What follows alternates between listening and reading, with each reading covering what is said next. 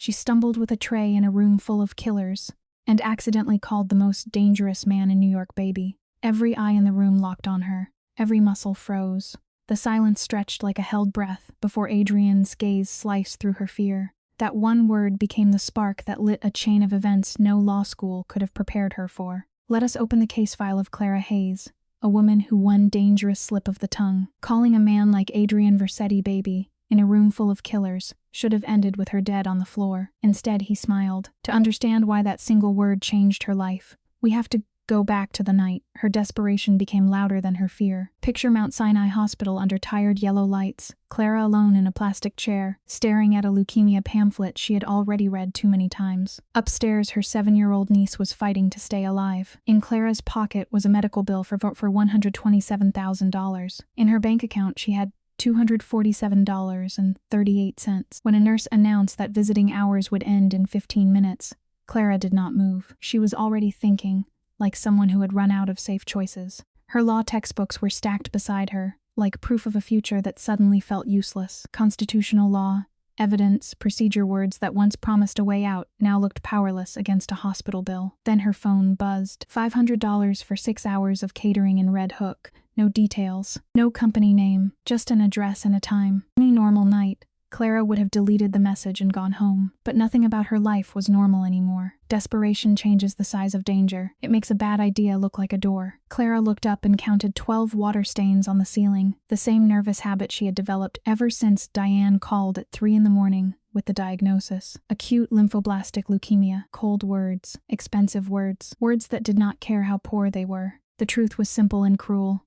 Emma's treatment had been labeled experimental, which was only a cleaner way of saying no one wanted to pay for it. Diane worked 2 jobs and still came up short, in a fear that never fully left her chest. But illness does not negotiate, and children do not get time just because adults need it. So Clara accepted the mysterious shift. She went home and dressed in the only armor she owned, cheap shiny dress pants, a worn white shirt, and shoes that pinched her toes. By 9 o'clock, she was riding the subway back to Washington Heights, watching her reflection flicker in the dark window. At 24, she already looked older than she should have. Sleepless nights had thinned her face. Worry had settled under her eyes. Then her phone rang. It was Diane.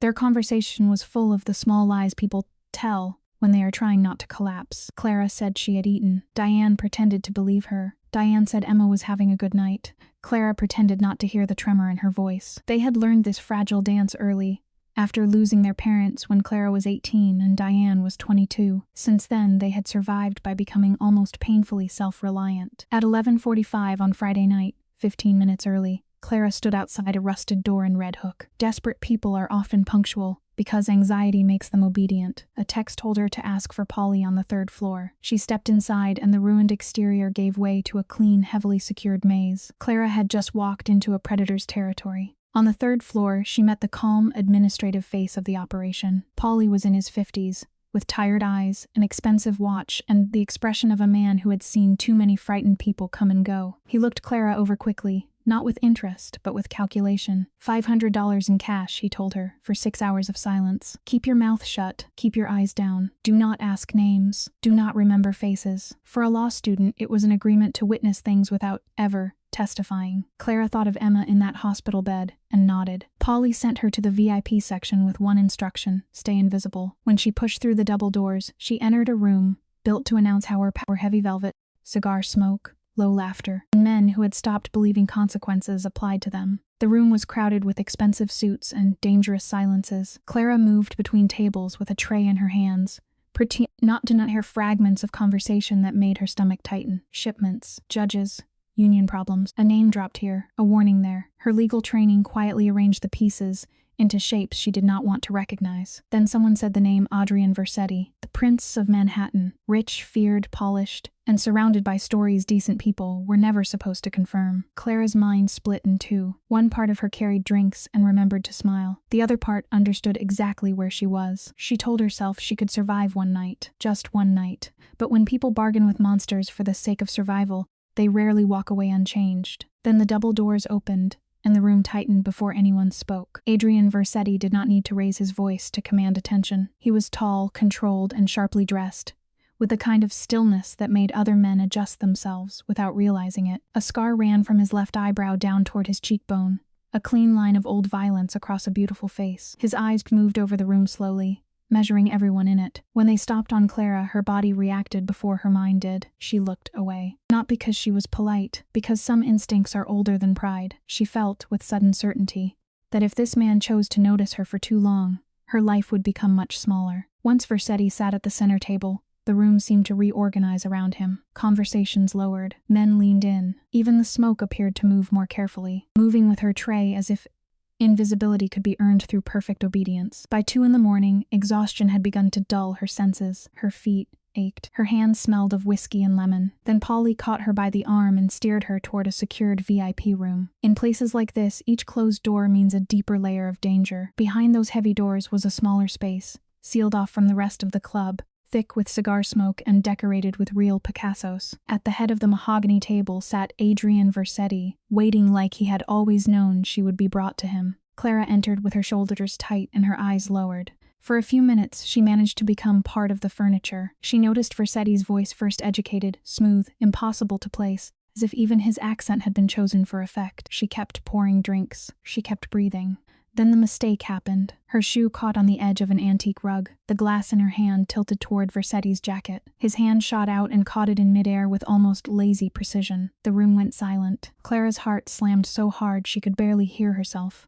Panic took the wheel. Instead of a careful apology, she blurted, "I am so sorry, baby." 2 words. One ridiculous, catastrophic mistake. Calling a lethal man baby in front of his subordinates should have been a death sentence. For one frozen second, nobody in the room seemed able to process what they had heard. Vercetti stared at Clara like a predator, trying to understand something that did not fit the pattern. Marco, his enforcer, moved a hand toward his gun. Vercetti stopped him with a single word. "Wait." Then he stood and came closer. Clara could smell his cologne now, clean and expensive beneath the smoke. He looked at her face, her cheap shirt, her trembling hands. "You are either very brave," he said softly, "or very stupid." Clara swallowed. "Stupid," she whispered. "Definitely stupid." It was the strangest thing she could have said, and somehow it saved her. Her helpless honesty became the only shield she had. Vercetti asked why she was there, and Clara knew she did not have enough skill left to lie well. So she told him the truth. Her niece had cancer. The bills were burying them. She needed money badly enough to accept a job that should have terrified her more than it did. Survival leaves very little room for pride. The room listened in cold silence, but Vercetti's attention sharpened. He lived in a world of masks, threats, and transactions. Clara's desperation was different. It was bare, and she admitted that $500 mattered more than her principles that night. She spoke in a language he understood. Still, the danger had not passed. When he reached inside his jacket, Clara's body prepared for the worst. She expected a gun. Instead, Vercetti pulled out a checkbook. The sight of it confused her more than a weapon would have. He wrote quickly, tore the check free, and held it out between 2 fingers. $50,000. Clara stared at the number until it blurred. Sudden generosity from a man like him is never simple kindness. It creates debt, and debt creates control. But Clara was terrified, exhausted, and desperate. So the money looked like a lifeline, even as every instinct warned her it was a leash. Vercetti asked for her contact information, not as a favor, but because she had become interesting to him. That was the first hook. Sometimes the wound that makes us vulnerable is also what saves us. But when a predator offers rescue, he is often looking for ownership. If we study that first night carefully, the trap is already visible. Clara, a law student running on survival instead of judgment, had humiliated the most dangerous man in the room by calling him baby. Yet Adrian Vercetti did not punish her. He studied her. To everyone else, she was a nervous caterer who had made a foolish mistake. To him, she was something rarer. Someone desperate enough to be useful, honest enough to be intriguing, and frightened enough to be controlled. He let her go and left the physical removal to Marco, who escorted her out with cold efficiency. Clara walked away with $500 and a $50,000 check. She thought she had survived the night. In truth, the night had only chosen her. When Clara saw her bank balance rise to $50,247.38, she sat on the edge of her bed and stared at the screen until her hands went numb. Vercetti moved immediately. A text arrived before dawn, calm and precise, as if the money were not shocking at all. By 8 a.m, Mount Sinai confirmed anonymous funding for Emma's treatment. Clara should have felt relief. Instead, relief came mixed with nausea. She knew the money was not clean. She knew it was not Sophie. But her survival brain began making excuses before her conscience could finish objecting. She texted back that she owed him nothing. She was trying to draw a line in a room where he had already locked the door. Versetti's reply was short, "Nothing is free." That was the truest sentence Clara had received all week. She lied to Diane about where the money came from, and the lie isolated her more than she understood. Secrets are where control grows best. For 2 weeks, Versetti stayed silent. No calls, no threats, no demands.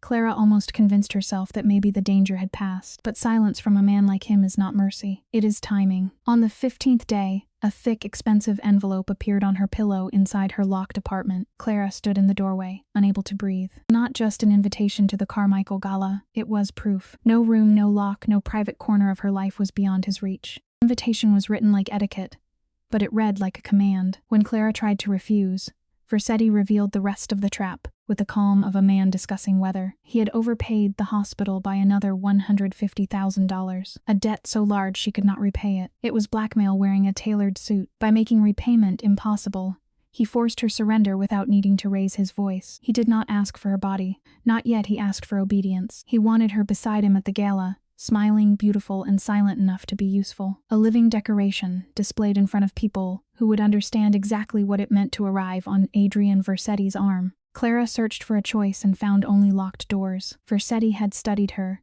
measured her schedule, and learned enough about her life to corner her, without touching her. That was the precision of his control. Beneath the debt of $150,000, she stood in the exact vulnerability men like him know how to exploit. She told herself she had walked into the trap on her own. That was easier than admitting someone else had built it around her. Then the midnight blue silk gown arrived. It fit her perfectly, not close, perfectly. Clara stared at herself in the mirror and felt a chill crawl over her skin. The dress was beautiful, but it did not feel like a gift. It felt like the first wall of a cage. The Mercedes that came for Clara was more than transportation. It was a silent, sealed chamber where she had nothing to do but sit with her fear. When they reached the plaza, Versetti was waiting under the lights, elegant enough to fool anyone who did not know better. To the cameras and doormen, he looked like power refined into charm. To Clara, he looked like the bill coming due. His hand closed around hers, warm and firm, imitating safety so well that her body almost wanted to believe it. "You look stunning," he said. Clara forced a smile. It was not happiness. It was survival, the small, practiced expression of someone who understands that obedience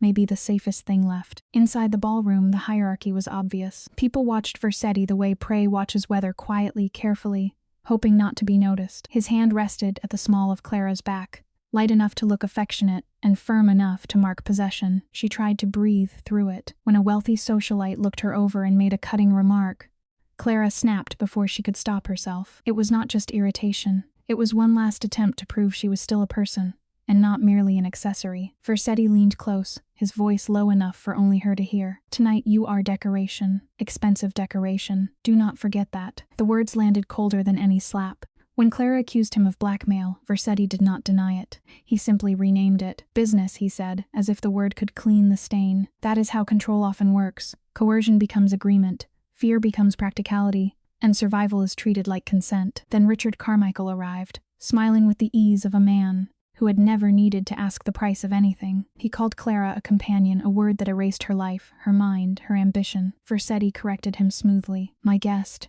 It sounded protective, but Clara heard the truth underneath. Even in public, even in a single word, he controlled the story of who she was. Under the dining table, Versetti traced slow circles on Clara's palm with his thumb. At first, she stiffened. Then, to her own shame, she noticed the touch steadied her. That was the first dangerous turn. Not comfort exactly, but relief inside danger. A small mercy from the man causing the fear. Later, in the ladies' room, the fragile mask cracked. Clara overheard 2 women dismiss her as a temporary distraction, a pretty liability caught in a federal racketeering investigation. Their laughter was soft and polished, which made it worse. Clara stood before the marble sink, gripping the edge until her knuckles whitened. For a moment, the gown, the ring, the lights, none of it looked glamorous. It looked like isolation. When Clara returned to the ballroom, she had rebuilt her face into something stronger than she felt. That was her armor now: posture, silence, and the refusal to let strangers see the wound. But Versetti read her easily. He led her onto the dance floor before she could object, turning control into movement. His hand settled at her waist. Her anger seemed to amuse him. To a man like him, fear and hatred were not opposites of attention, they were forms of it. "What did they say?" he asked. Clara looked over his shoulder. "Nothing worth repeating." "Then why are you shaking?" She hated him for noticing. She hated herself more for feeling safer, with his hand on her back, than alone in that room. Vercetti reminded Clara that she had chosen this path by refusing every other option. It was a cruel kind of logic, but it worked because part of it was true. Dmitry Sokolov entered the ballroom, and the air shifted again. He was another predator, older, broader, with the smile of a man who enjoyed testing boundaries. Vercetti changed instantly. The polished captor became something sharper, more territorial. It was not affection. It was ownership. Clara was now an asset in front of a rival, and no rival was allowed to touch what Adrian considered his. Dmitry offered Clara his hand. Everyone understood the gesture was not about a dance. It was a challenge. Clara's refusal to take Dmitry's hand mattered more than she realized. She was already aligning herself with her primary captor, because in that room, he felt like the danger she knew. But the confrontation quickly became something more primitive. Weapons shifted beneath jackets. Men stopped smiling. Vercetti's threat came out raw, exposing the violence beneath all that elegance. And then Clara did something no one expected. She stepped between loaded men and used the one weapon she still trusted, her mind. Her legal training cut through the aggression. She named risks, motives, witnesses, consequences. For one breathless moment, power did not belong to the man holding the gun. It belonged to the woman still capable of thinking. Clara took Dmitry apart without raising her voice. She exposed his performance in front of men who understood humiliation better than law. For Dmitry, that kind of boldness was both insulting and entertaining. After a long, dangerous pause, he laughed. The sound broke the tension, but not the threat. He backed away, smiling like a man who had found a new game. Vercetti dragged Clara onto the balcony as soon as the room released them. Cold air hit her face. His grip on her arm was too tight. "Do you have any idea what you just did?" he asked. Clara was shaking now. "Saved your evening?" In his expression changed. She was no longer just a pawn. She had become useful. And useful things in his world were rarely allowed to leave. On that balcony, the first real fracture opened inside Clara. She admitted she was terrified. Yet she did not step away when Vercetti moved closer. His anger had faded into something almost intimate, which made it more dangerous. When he kissed her, it was not a tender accident. It was a claim, a way of turning the confrontation, her courage and her fear, into proof that she belonged in his world. Clara kissed him back with desperate intensity, and that terrified her more than Dmitry had. It was not safety she felt. It was fear, adrenaline, relief, and exhaustion twisting together until danger began to feel like passion. Under enough pressure, the mind can mistake the source of terror for shelter. Then came the real offer. Vercetti proposed a 6-month contract, speaking as calmly as if they were negotiating office space. He would erase her debt and pay Emma's medical bills for 5 years. In return, Clara would appear as his fiancée in public. 6 months of smiles, interviews, charity events, and obedience. He presented it as practical, useful for him, life-saving for her. Then he showed her the ring. The diamond was enormous, beautiful, and cold as ice under the balcony lights, a symbol of romance to anyone else. To Clara, it looked like golden handcuffs. "You will want to leave at first," he said. "Then you will not." It was not a promise. It was a prediction. When Clara accepted the engagement ring, something inside her went quiet. 6 months, she told herself. Only 6 months. The deadline became her proof that she still had control. But Vercetti had already won the most important ground. Her future now ran through him. In the morning, the media had crowned her as the crime boss's new queen, before she had even learned how to breathe in the role. Headlines turned her fear into romance. Photographs turned coercion into glamour. Her phone buzzed. Even after she turned it off, another impossible message sliding through a boundary she thought she still owned. In Vercetti's world, escape was not as simple as leaving a room. The system had already begun absorbing her. The text summoned Clara outside while she was sitting in class, trying to pretend the world had not changed. She left the lecture hall under the crushing weight of a public story she had not written. Outside, the luxury car waited. Vercetti was inside, composed as ever, holding coffee with 2 sugars and a splash of cream. To anyone else, it might have looked thoughtful. In his hand, it was information. He was showing her that he knew her habits, her roots, even the tiny comforts she reached for when she was tired. Clara stared at the cup. "How do you know that?" He smiled slightly. "I pay attention." The answer sounded romantic, only if you ignored the surveillance beneath it. Her study spots, her diet, the way she bit her nails when anxious. Vercetti recited it all with frightening calm. It was obsession dressed as attentiveness, and it stripped away Clara's sense of privacy one detail at a time. She hated him for knowing so much. She drank the coffee anyway. That small surrender bothered her for the rest of the ride. Fatigue is one of the quietest tools of control. Vercetti also controlled her public exposure, rejecting major media offers not because he wanted modesty, but because he alone would decide when the world saw her and how. Even Diane's furious calls could not shake him. His confidence absorbed everything, including Clara's anger. Then he cleared her debts. $73,426 in student loans disappeared. Diane's mortgage was paid. Medical bills vanished like they had never existed. Anyone watching from outside, it would have looked like a miracle. To Clara, it felt like her life being purchased room by room. Vercetti had not simply helped her. He had replaced every financial burden with himself. Her obedience was now tied to Emma's treatment, Diane's home, and the fragile peace of the people she loved. That is the hardest truth in this file.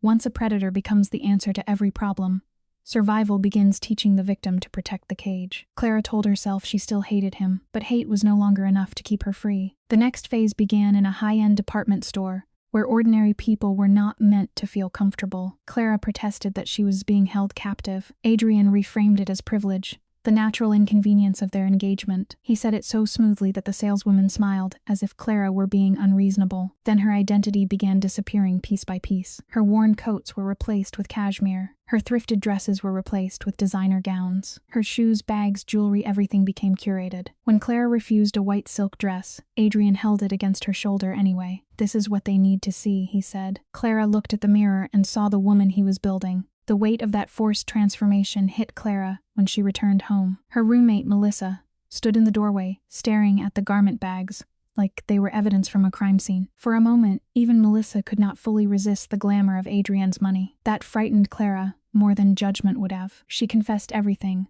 the $50,000, Emma's treatment, the threats, Dmitry Sokolov, the fake engagement. The words spilled out as if saying them aloud might make her breathe again. But then she found the lingerie Adrian had chosen without asking. That crossed a line too intimate to excuse. Melissa touched the box like it might burn her. Clara whispered, "He was inside my life before I even knew the door was open." Melissa understood what Clara was not ready to admit. "Men like that do not rent people," she said quietly. "They collect them." Clara wanted to argue, but the words stayed in her throat. The 6-month escape clause was a pressure valve, just enough hope to keep her from panicking too loudly. That night, as she dressed in an $8,000 black dress, the danger became visible in the mirror. She looked powerful, elegant, like someone who belonged in Adrian's world. Then Melissa said the words Clara could not ignore. "The scary part is not that he can force you. The scary part is that one day you may stop wanting him to." Clara looked back at her reflection and did not answer. Adrian chose the dinner setting carefully, a hidden Manhattan restaurant where privacy was enforced by money and fear.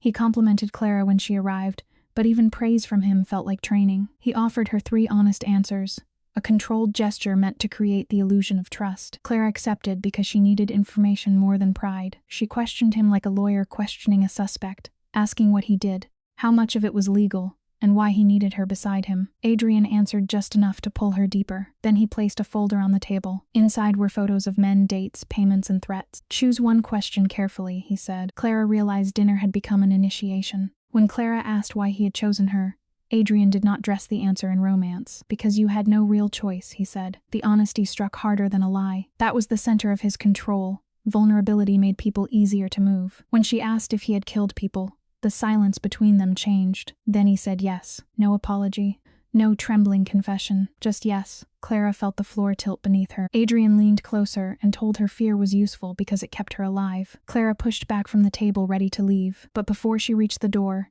his men opened it from outside. He had not locked her in. He had simply made leaving look foolish. As the dinner ended, Clara revealed the wound beneath her ambition. Injustice had shaped too much of her life. She wanted rules to matter. She wanted people like Emma and Diane to have someone on their side. Adrian dismissed idealism as weakness, but his eyes did not leave her face. He recognized usefulness in it. And Clara admitted she had spent so long fighting for others that she no longer knew what she wanted for herself. The table fell quiet. Mutually beneficial dishonesty should have felt like a joke. It did not. Outside, as a photographer flashed from across the street, Adrian slid his arm around her waist. Clara smiled on command and hated how naturally it came. After that night, Clara began noticing the parts of Adrian that made him harder to hate. His dry humor, his intelligence, the rare moments when his face softened before he covered it again. Her brain, desperate for something less terrifying than constant fear, began turning complexity into comfort. When he asked about Emma, Clara's defenses rose, but he used the word fiancé with such quiet confidence that the alarm inside her faltered. This is how a dangerous attachment begins to rewrite itself. The victim starts softening violence into mystery. Clara caught herself defending him in her own mind and froze. It was not love yet. It was something more frightening. The first time his voice sounded safer than silence. Adrian crossed another boundary when he arranged an 11 o'clock pickup for Clara and Diane without asking. He named it as protection from high society, but the real purpose was dependence. Clara tried to resist, yet the Vanity Fair interview was already hanging over her, and refusal no longer felt like a door that opened anywhere. On the ride back to Washington Heights, she texted Diane, "Define okay. It was supposed to be a joke." It was not. Then a black sedan followed 2 blocks too long. Marco noticed. The driver noticed. Clara's pulse jumped. Adrian called before she could. "Do not look back," he said. "You are safer when you listen." Clara hated that. For those next 5 minutes, he was right. When Diane asked whether she was safe, Clara stared at the designer dress hanging in her room and the ring glittering on the table. How do you explain captivity when it pays medical bills? How do you describe a cage lined with silk? At the Metropolitan Museum luncheon, Clara and Diane sat among 200 hostile members of high society, completely out of place. The seating card read courtesy of Mr. Adrian Versetti,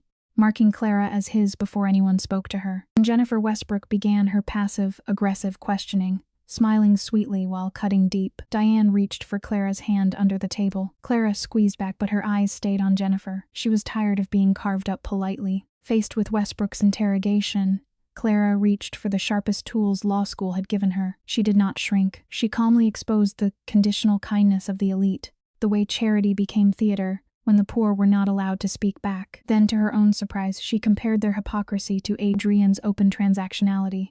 At least he admitted the price. The moment the words left her mouth, Clara knew what she had done. She had defended the man controlling her, because he felt less false than the people attacking her. The table went silent. Jennifer's smile trembled. Diane stared at Clara as if seeing a stranger flicker across her face. Then Catherine Rothman appeared and asked Clara to walk with her. Clara told herself she was only surviving a hostile world, and that was partly true. But Catherine Rothman had spent decades inside that world and knew how to recognize disruption. She studied Clara carefully, expecting a social climber, and finding something more unsettling: sincerity. Clara did not know how to flatter properly. She did not know when to lower her eyes. She had not come from their class, and she did not pretend otherwise.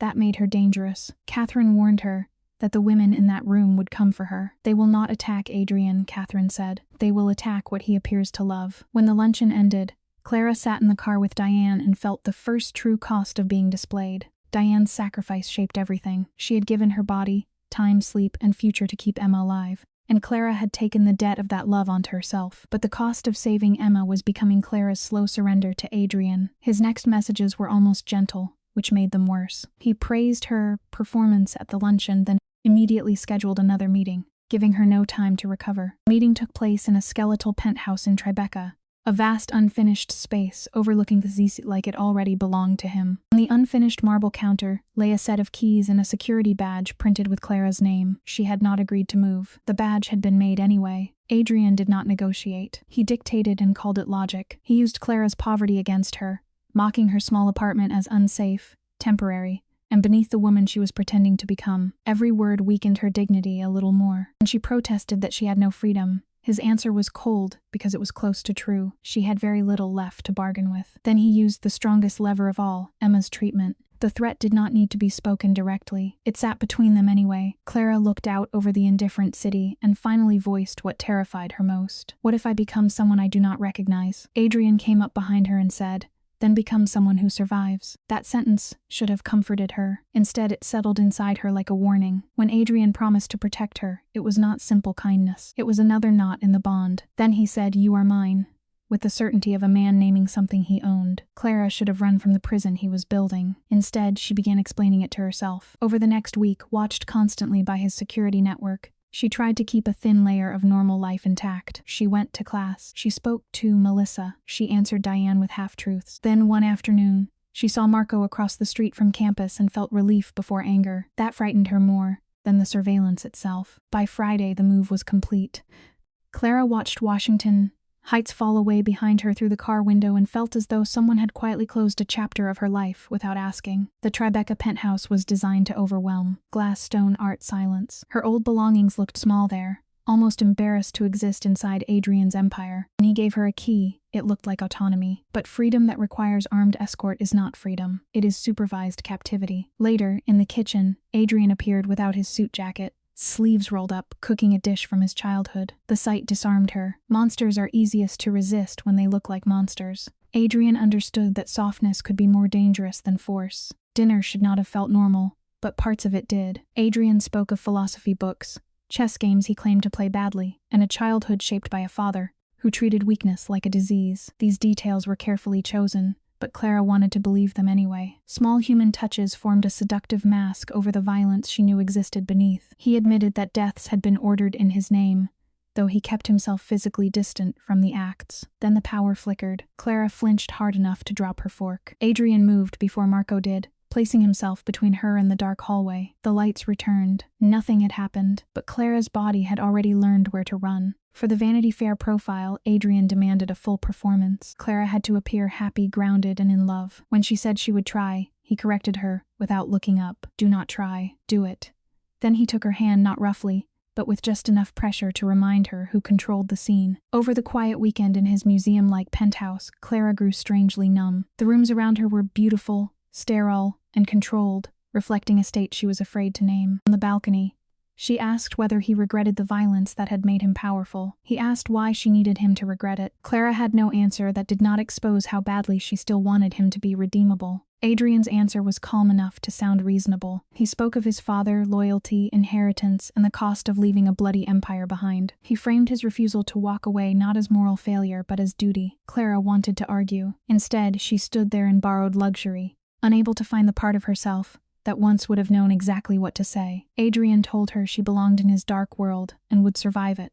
The words should have repelled her. Instead, they landed like a prophecy. On Monday, the Vanity Fair crew arrived, and the cameras felt less like glamour than investigation. Clara's silence showed how deep the bond had already gone. The interviewer opened with polished warmth that never quite reached her eyes. Clara sat beside Adrian on a cream sofa, back straight, hands folded, trying to remember which version of herself she was supposed to be. Adrian's thumb traced circles on her knee. To the camera, it looked affectionate. To Clara, it was an anchor, a quiet reminder to stay aligned with the story. When Rebecca asked how they met, Clara felt the warehouse rush back, smoke, fear, glass slipping, that terrible word. She smiled anyway. Then Rebecca leaned forward and asked, "Were you afraid of him?" Clara's pulse jumped. Adrian's thumb stopped moving. The whole room waited. Clara had 2 seconds to choose between truth and survival. "Of course," she said, surprising everyone.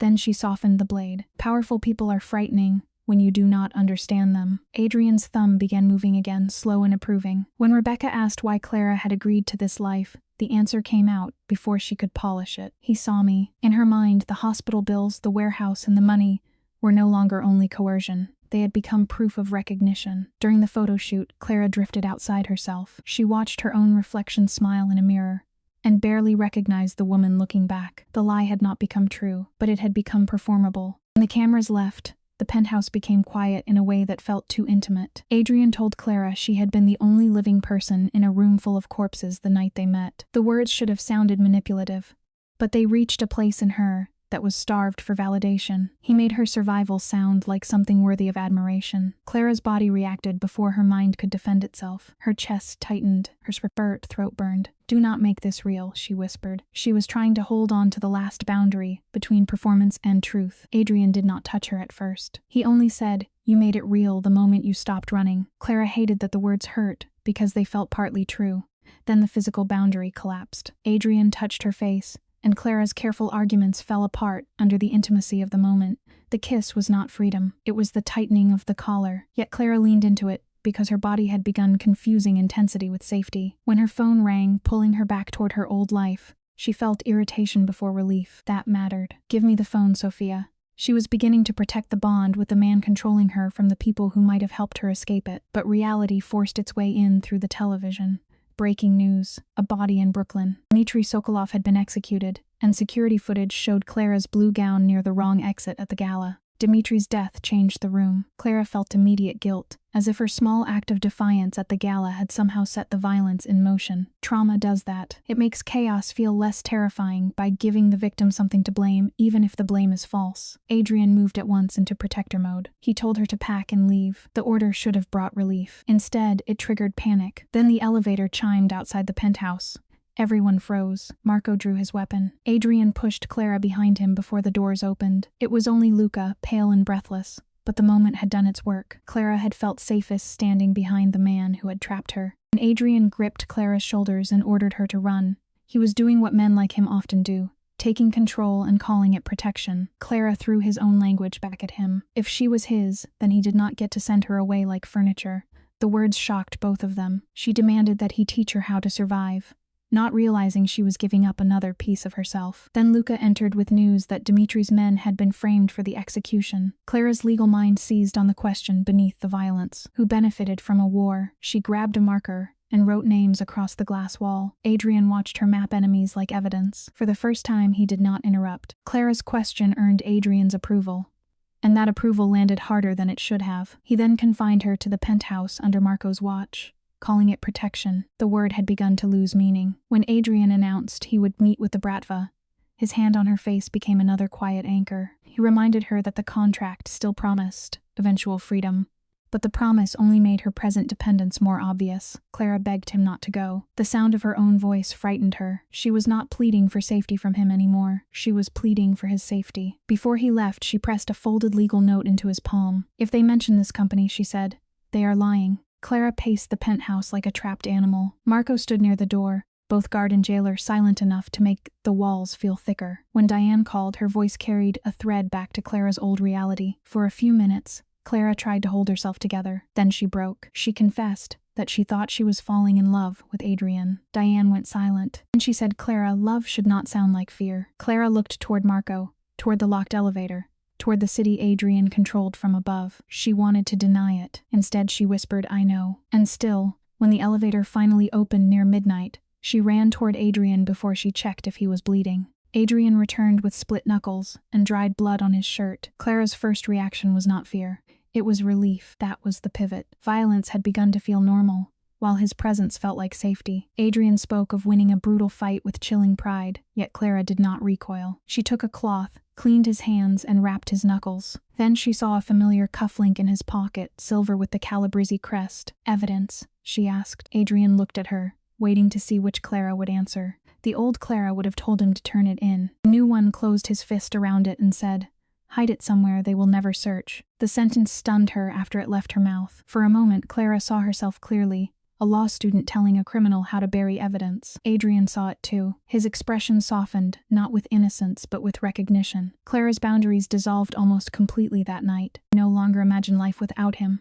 She was describing more than desire. Her identity had begun to merge with his danger, his protection, his rules. Adrian told her she was his oxygen. The words sounded romantic, but they also sealed the attachment. Clara asked him to stop protecting her from the truth and let her in. With that request, she stepped from witness to participant. Intimacy became a temporary escape from the violence closing in around them. For a few hours, Clara let herself believe the penthouse could become a world separate from everything outside. Morning destroyed that illusion. She woke beneath the heavy arm of the man who controlled her, with 12 missed calls and an urgent text dragging the outside world back into the room. Soon, flashing police lights and cameras surrounded the building. The penthouse, once presented as a fortress, became a public symbol of her entrapment. Then Clara saw her own face on television beside the word suspect. Adrian muted the screen. Clara did not ask him to turn it back on. That silence was its own confession.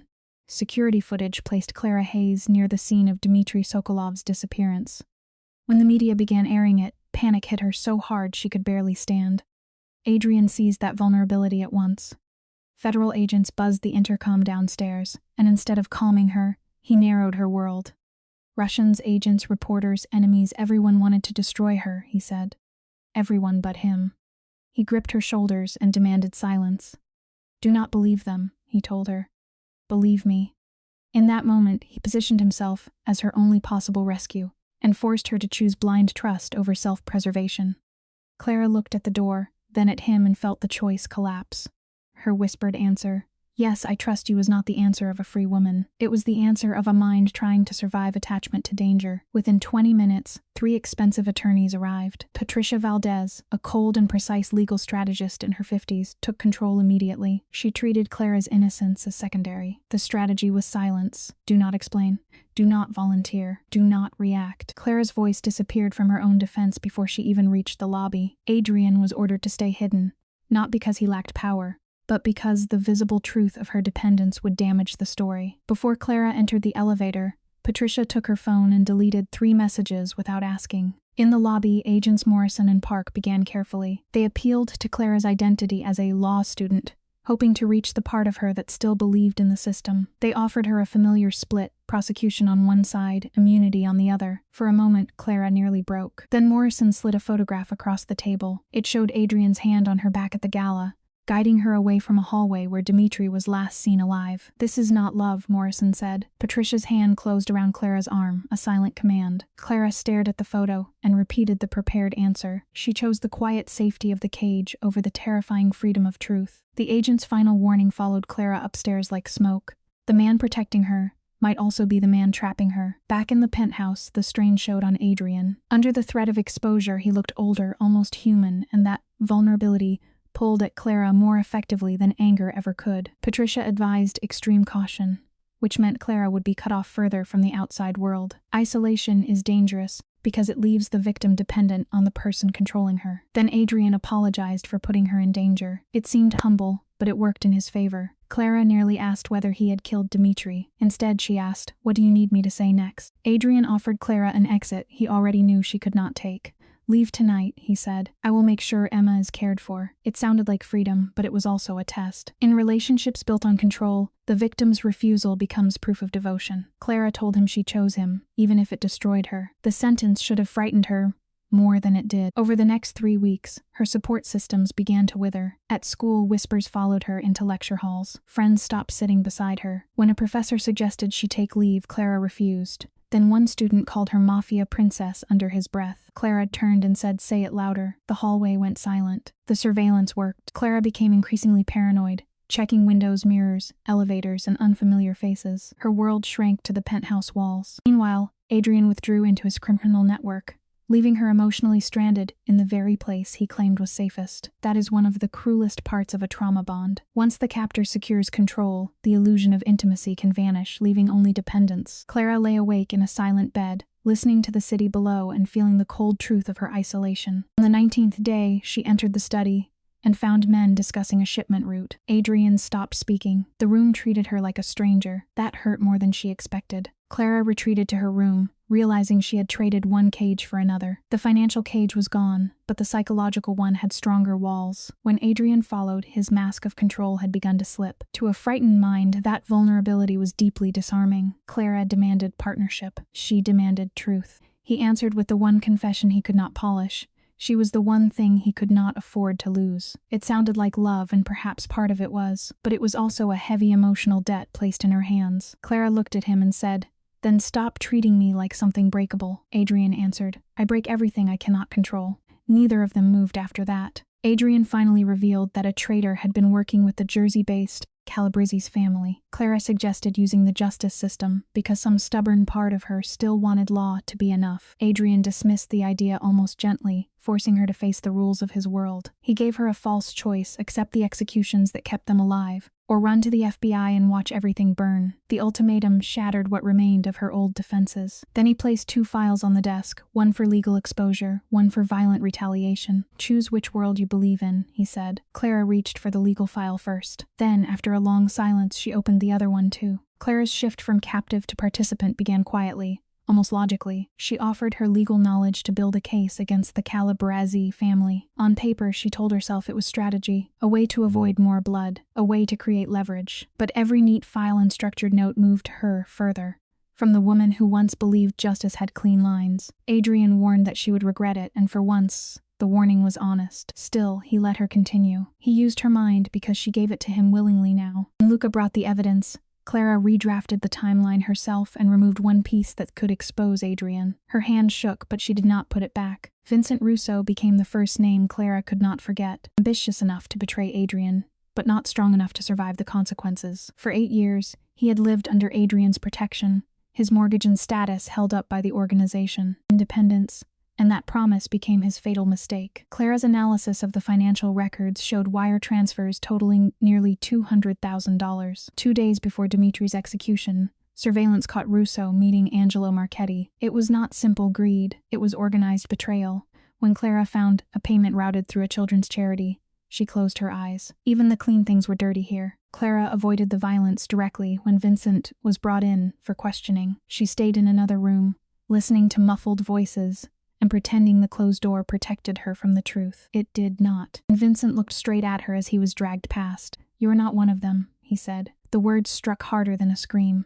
Clara said nothing. Her quiet acceptance of his later disappearance said enough. Public was being fed a polished fantasy through Vanity Fair. A modern romance between a dangerous man and the woman who softened him. Clara watched strangers believe the story. The worst part was that she had helped write it. The pressure on Clara kept rising. Online harassment, FBI surveillance, hostile classmates, and legal threats pressed on her from every side. Still, she kept going to class. Partly out of defiance and partly because normal routines were the last ropes tied to shore, and everything else fell away. The possibility of the cancer returning sent Clara into panic so immediate it erased all politics, all crime, all fear of Adrian. She rushed to Mount Sinai with cameras flashing around her and reporters shouting her name. One reporter asked if Adrian had killed for her. Clara stopped walking for half a second. Then Marco stepped between them, and Clara let him.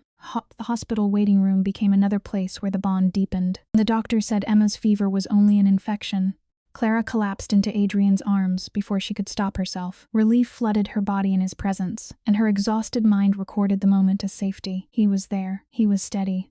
He was the reason treatment had been possible. That was the dangerous equation forming inside her. Even Emma, waking to romanticized photos of Clara and Adrian in the media, unknowingly reinforced the illusion. Diane watched Adrian's gentleness at the bedside and called it simple, pure love. Clara wanted to correct her. Instead, she looked at Adrian holding Emma's hand and wished the lie could be clean. Watching Adrian with Emma weakened the last hard edges of Clara's skepticism. He spoke softly. He let Emma ask questions. He smiled without calculation.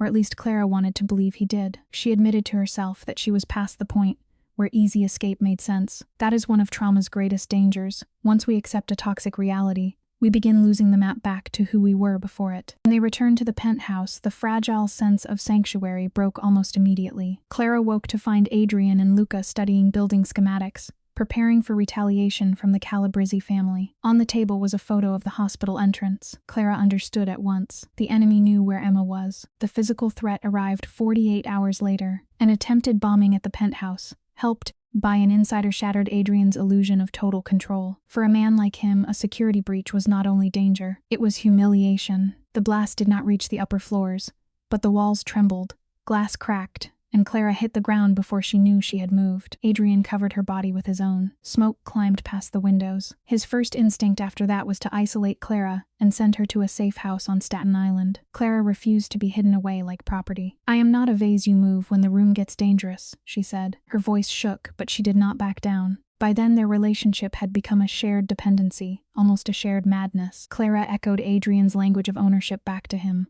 proving how deeply she had absorbed his worldview. Adrian, usually so controlled, began to crack under the idea of losing her. His affection came out as orders. His fear came out as dominance. When Luca arrived to say they had found the traitor, the scene moved to Adrian's midtown headquarters. Dark wood, leather, and silence gave the place the weight of institutional power. A bleeding insider tied to a chair reminded Clara of the reality she had chosen. For the first time, she did not look away fast enough. A man met her eyes, and she recognized terror from the warehouse. The traitor was Tony, a man pushed beyond his limits. The Calabresi organization had used his daughter against him, turning a father's terror into compliance. Clara saw it immediately. She also saw how Adrian saw it, not as tragedy but as failure of loyalty. To him, associates were not fully separate people, of his power, and Tony had allowed another family to use him. Still, Adrian did not explode. That was almost worse.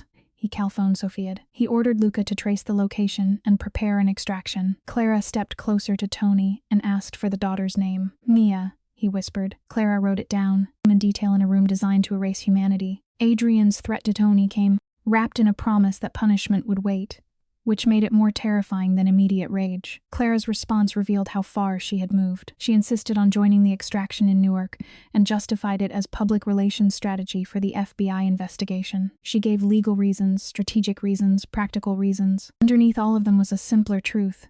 She wanted to stand beside Adrian in the violence, instead of waiting helplessly behind his walls. Adrian refused at first, driven by possessiveness as much as concern. Clara looked him in the eye and said, "If you keep me useless, I will become afraid of everything." Finally, he allowed her to come, but only under guard. During the extraction, Clara sat in the dark, feeling the terrible charge of violence happening nearby. Marco beside her spoke of Adrian's brutality as if describing weather: necessary, efficient, protective. And gunfire cracked through the night, when Clara flinched once, then forced herself still. Tony's daughter was pulled out alive. Several men were not. Hearing that no longer horrified Clara the way it once would have, and that frightened her after the fact. In the moment, she felt only a cold satisfaction. Then a wounded Calabrese man stumbled toward the car, begging for help. Clara locked the door before Marco told her to. Her own reflection stared back from the glass. With Clara's approval acting like permission, Adrian unleashed the full force of his power. He dismantled the Calabrese syndicate with frightening precision, using money, pressure, blackmail, and fear until the structure collapsed. His rival was given a simple choice: exile or annihilation. The family fled. The FBI investigation weakened under the weight of missing evidence,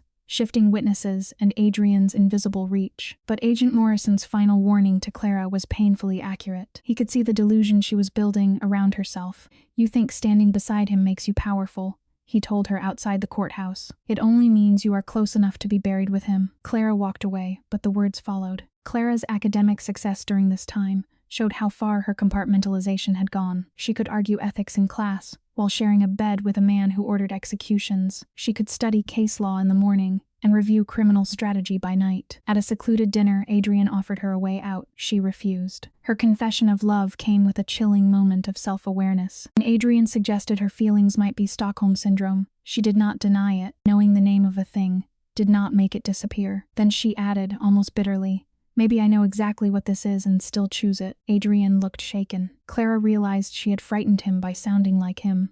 By this phase, Clara did not merely tolerate Adrian's violence. She loved the man who carried it. She explained away executions with the same mind that treasured his quiet domestic tenderness. Adrian, for all his defenses, surrendered to his own dependence and admitted he loved her. The confession did not free either of them. It bound them more tightly. As they returned to the penthouse, the engagement ring on Clara's finger stopped feeling like a prop and became an anchor. That night, she opened an old law school notebook and found a sentence she had written years earlier: "Justice requires courage." She stared at it for a long time, then closed the notebook and placed it in a drawer she rarely opened. On a quiet, symbolic morning, their exchange of gifts became another binding ritual. Adrian gave Clara his late mother's gold locket, engraved with words that turned survival into romance. He told her she had earned it by surviving the FBI, the Russians, and him. Clara laughed, but the laugh caught in her throat. He was rewarding her adaptation to danger. She gave him a rare first edition of The Great Gatsby, a story of invented identity, longing, and obsessive devotion. Neither of them said the comparison aloud. They did not need to. Inside the locket, Clara later found a tiny photograph of Adrian as a boy beside his mother. For one dangerous second, she forgot every body attached to his name. To preserve a fragile sense of independence, Clara emphasized that she had bought the book with her own money. It was a small rebellion against the transactional reality of their contract. When they shared stories from childhood, the tenderness felt real enough to hurt. Having Diane and Emma at dinner made the abnormal look almost ordinary. Adrian could separate his violence from his domestic self with terrifying ease, laughing with Emma as if another part of him did not exist. Clara watched him and felt the split inside herself widen. Later, Diane asked, "Do people need to fear him?" Clara answered too quickly, "Only if they threaten us." The word "us" stayed in the room after everything else went quiet. After 6 months of conditioning, everything came to a head on a quiet Tuesday in February. Adrian handed Clara a folder containing complete financial freedom. Her debts were cleared, her obligations settled. A check for $200,000 waited inside,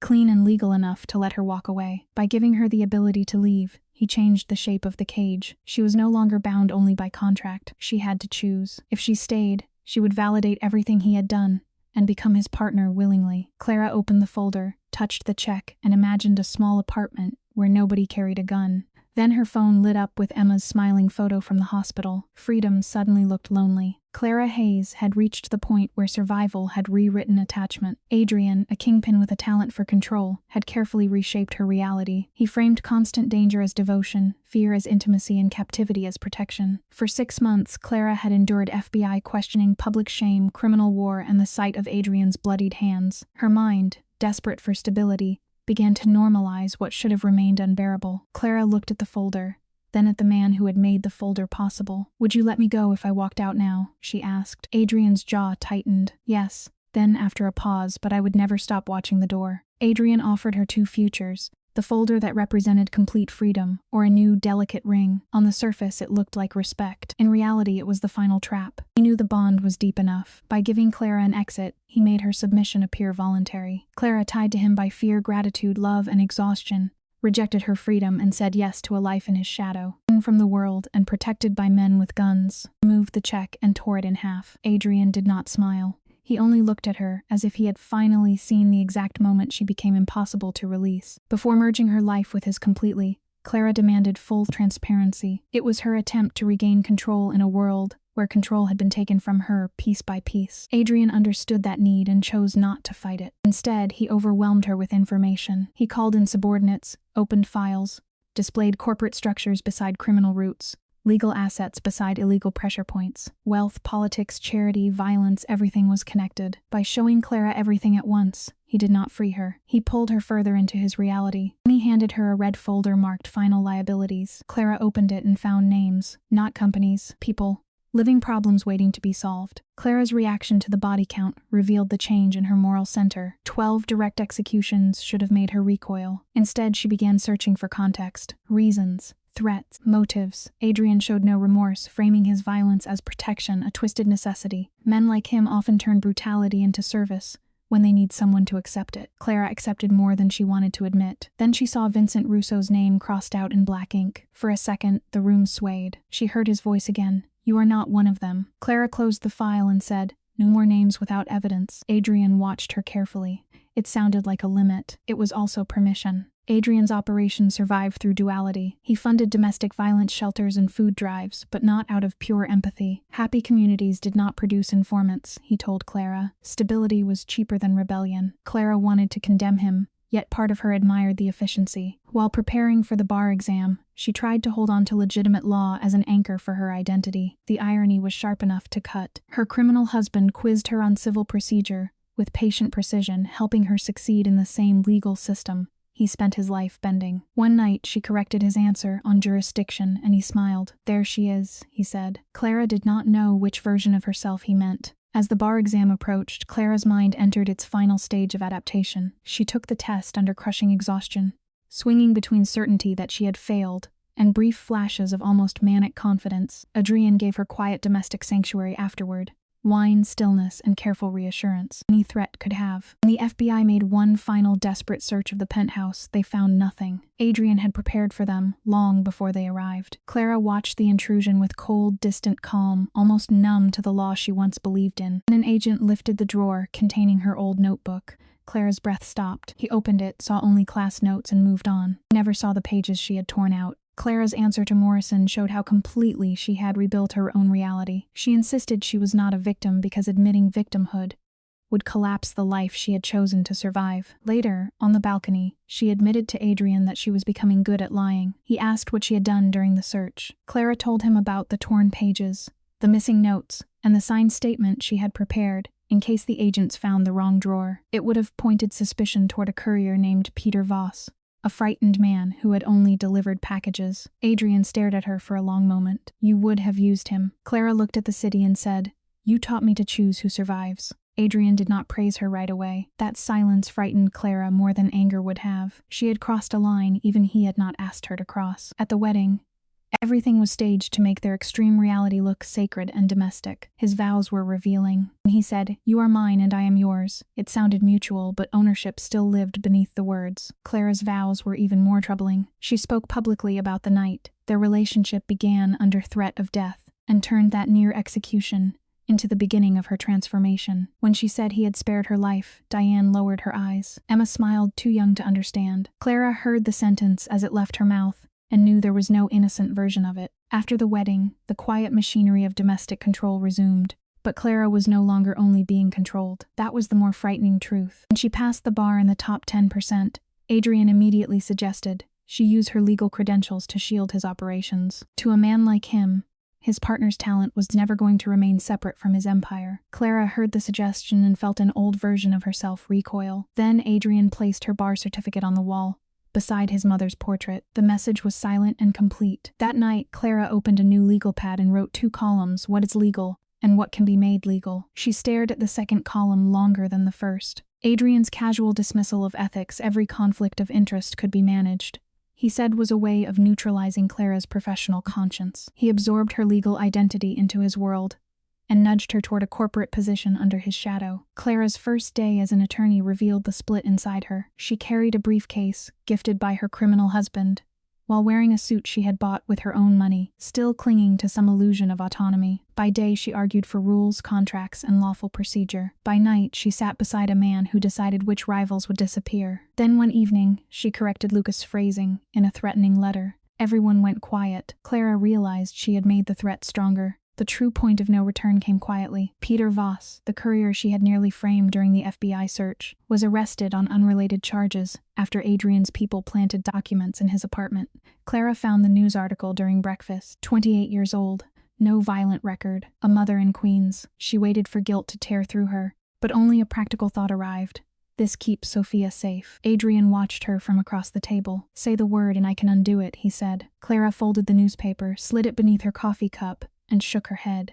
No speech, no lesson, just a choice. The woman from Mount Sinai would have been horrified. The woman at that table finished her coffee. Clara tried to keep her life divided. Coffee runs, legal complaints, ordinary routines. She clung to them as proof that she had not changed beyond recognition. Then, 3 years into the marriage, a positive pregnancy test broke the fragile balance. An innocent child into a violent criminal world triggered a panic she could not reason away. When she confronted Adrian, his response showed the full force of his self-assurance. He did not flinch. Immediate, total protection, as if danger were only another thing money and blood could manage. Clara snapped that a child was not territory. Adrian answered too quickly, ours is. The word ours carried love, threat, and inheritance all at once. Sophia's birth, 7 pounds and 3 ounces, changed the entire syndicate. Hardened men who had stared down death without blinking softened around the newborn, as if she carried a kind of innocence they had long ago buried in themselves. Even Marco, brutal and desensitized, wept the first time he held her. For Adrian, Sophia became the ultimate extension of legacy, someone to be protected with obsessive intensity. He vetted nannies with paranoia, sang old lullabies in a language Clara barely understood, and watched every detail of her breathing. One night, Clara found him asleep in the nursery chair with a gun on the floor beside him. The image told her everything. Love had not replaced danger. It had given danger a cradle. By the age of 3, Sophia held strange power over some of the most violent men in the underworld. A smile from her could make hardened criminals lower their voices. Clara's adaptation had reached its peak as well. She became a partner at her firm while raising a child in the shadow of Adrian's empire. She scheduled preschool tours between legal meetings and security briefings. She learned to kiss her daughter goodnight while pretending the armed men outside were normal. Then Sophia once asked why Uncle Marco always stood near the door. Clara almost said, to keep us safe. Instead, she said, because your father worries. It was the gentlest lie she could find. 5 years into the file, the integration was complete. Clara looked back at the terror of the warehouse, the word baby, the silence, the check, and recast it as the event that saved her family. Emma was healthy. Diane was secure. The debts were gone. In Clara's mind, the abuse had become a price worth paying, because the people she loved had lived. When Adrian rented an entire empty ballroom for their anniversary, it was classic grandstanding, lavish, private, impossible to ignore. He asked whether she regretted her choice. Clara remembered the coercion, the manipulation, the fear. And she remembered Peter Voss, sitting in a cell because she had let him become useful. For 1 second, regret rose. Then Sophia laughed across the room, and Clara buried it. Clara's claim that having no choice became her best decision reveals the final shape of the bond. She had rewritten coercion as destiny. For Adrian, she was the ultimate prize, educated, moral, and willing to embrace his darkness instead of fighting it. Even the word baby, which began as a desperate mistake in a dark warehouse, had become a private endearment. When Sophia asked how they met, Clara and Adrian exchanged a look and hid the terror behind a smile. Your mother insulted me, Adrian said. Clara laughed softly. Then Sophia asked if he was angry. Adrian kissed the top of her head and said no. I was impressed. Clara looked away, because the truth was worse. He had been entertained by her fear. Clara's final transformation is not simple corruption. It is more painful than that. Once a lawyer devoted to the law, she learned to split her ethics in two. She now believed justice could wear an expensive suit, fund hospitals, protect children, and still commit unforgivable acts. This division allowed her to exist as both a legal professional and the wife of a criminal kingpin. Adrian, the man who blackmailed and coerced her, became her most trusted partner. Her mind completed the adaptation, reframing destruction as salvations. As salvation had, in fact, arrived through destructive hands. But sometimes, late at night, Clara still heard Vincent Russo saying she was not one of them. Then she would remember Peter Voss, and the silence that followed proved she was no longer sure. In the end, the case of Clara Hayes does not close with a clean moral. It closes with a woman standing in a golden room, holding her daughter, loving the man who built the cage, and knowing exactly what the cage cost. A word spoken by accident and fear became a lifelong commitment. Clara insisted she remained herself while belonging completely to Adrian Versetti, but the final proof was not in what she said. It was in what she could live with. To an untrained eye, this may look like a love story. Anyone looking closer, it is captivity made beautiful enough to survive. And sometimes, that is the darkest ending of all. Not when the victim cannot escape, but when she stops reaching for the door.